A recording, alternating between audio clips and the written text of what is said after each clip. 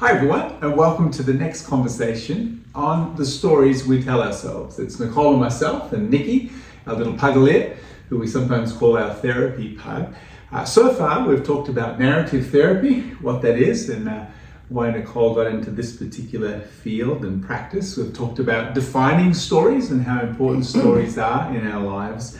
And then on our last conversation, we talked about problem stories. But today, as we continue, we're going to talk about externalizing. You often use that phrase in narrative, Nicole. So what does externalizing mean? Yeah, so externalizing can be summed up, and some people watching now will laugh because they would have heard me say this a bit, is that the person's not the problem is the problem.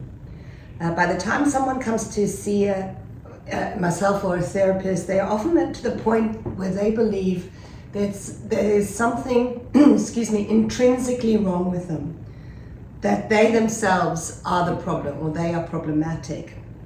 And what we would call that is the problem has become internalized.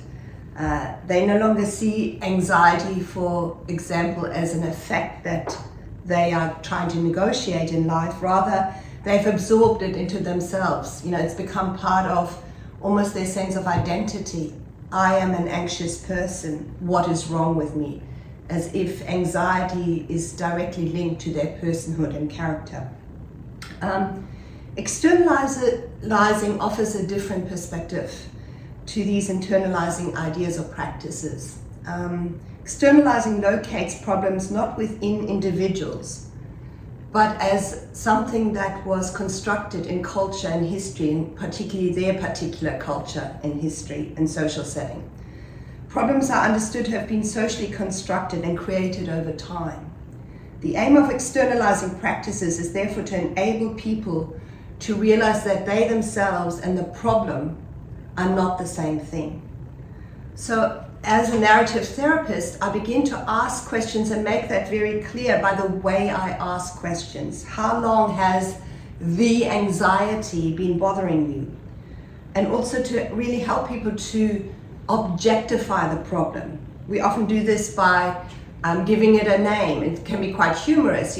Recently I had a client describe the problem of depression, and they said it was like a dark blob, and so it was called blob ever since. Removed from the person when blob arrives. Through this process, we create space between the person and the problem, and this enables the person to really begin to revise their relationship with the problem. It creates space. They can look at it from out there instead of trying to find it internally. Of course, as someone once said to me years ago, there's nothing in life you can't externalize. So we also begin to externalize strength and skills and knowledges, because it allows people easy access. Once you're objectified, you easily access it and to begin to understand it in relationship to them. Externalizing is linked to a particular way of understanding or a particular tradition called post-structuralism. This way of understanding places a considerable emphasis on language, questions of power, and in which way meaning and identities of a person or groups are constructed. So quite a powerful experience for Yes. someone to talk about the problem out here rather than them making that part of their identity. Look, I would say it's very liberating for people to begin to realize that they and the problem are not the same thing. There's something hopeful about that, Sure. something that creates there is agency that's been diminished, but that really makes that access to agency very visible for them. And I guess our language, it's one thing to say I am anxious versus I'm feeling anxiety, or I am depressed. Well, like I'm feeling depressed. Yeah, even go further, objectify totally the anxiety. Almost, it's like something that is constructed here, very much removed from the person. So when the anxiety shows up, or, Right. The depression, and then some people give it funny names. It's just helpful for them. That's very powerful. I also love a metaphor or word which you use a lot called the table of life. Can you explain that for us today? Yeah, I often use this metaphor to help people externalize problem stories or difficult emotions, whatever they may wish to talk about in a session. And it holds the idea and can I just say this metaphor is helpful for many. It's not always sits well with others, and we've got to really allow the person to be the expert of their story to see whether that resonates. Just saying that. So it holds the idea that the person is the host of their table of life, and around their table, it has they have many guests. There's life stories, and there are experiences, and there's emotions, and there's people. And some days there might be a very noisy guest around the table of life. I referred in an earlier session, it's almost like they come intoxicated to the dinner party and they just take up all the attention. So we can look at this guest by placing them around in an external sort of table metaphor. We can look at them not in an innate way, what's wrong with me, but with an objective way. Okay, here you are, you're showing up, this effect is showing up, let's investigate this. So if anxiety begins to show up, yelling and screaming, we can take a moment and lean in and acknowledge it. Here you are, anxiety, you have arrived. You have arrived in a very noisy manner. Would you like a cup of tea? And we can explore the effects of a problem story that anxiety might be attached to, or several stories. And we can ask questions like, what does it want of our lives? And are there ways it may be helpful? Is there a job? Is it trying to warn us of something? Or in what way is it not okay? And then we can have conversations about, okay, we've explored this anxiety, the effect that the anxiety has brought. Who else is sitting around the table? Who's sitting opposite anxiety? Who else is speaking up?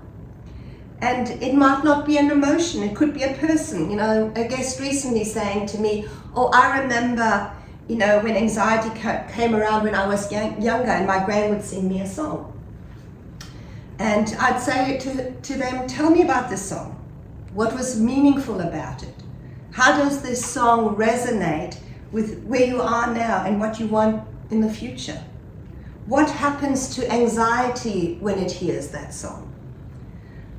In externalizing, I'm not trying to diagnose or pathologize. I'm curious about the person's knowledges that are part of the process that help people to reclaim their lives from the effects of a problem story. And so, another term we use, a narrative, so an alternative story begins to emerge. And I would like that person to richly describe it, like, the story of the Nan and her song.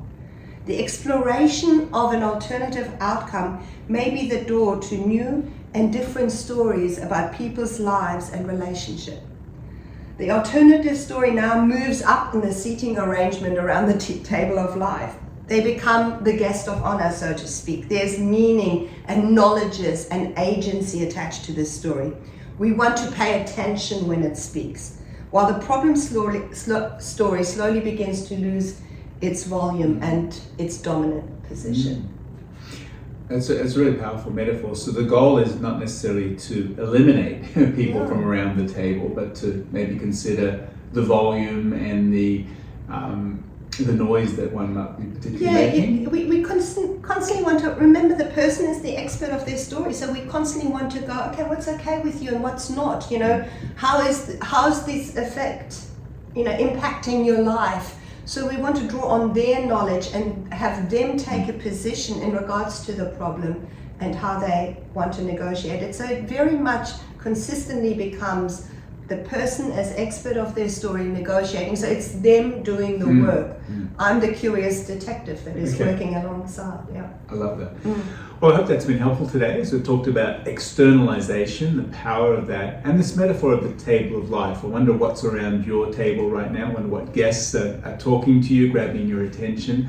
And so I hope that's been helpful, and I hope you can join us next week as we continue our conversation about the stories we tell ourselves.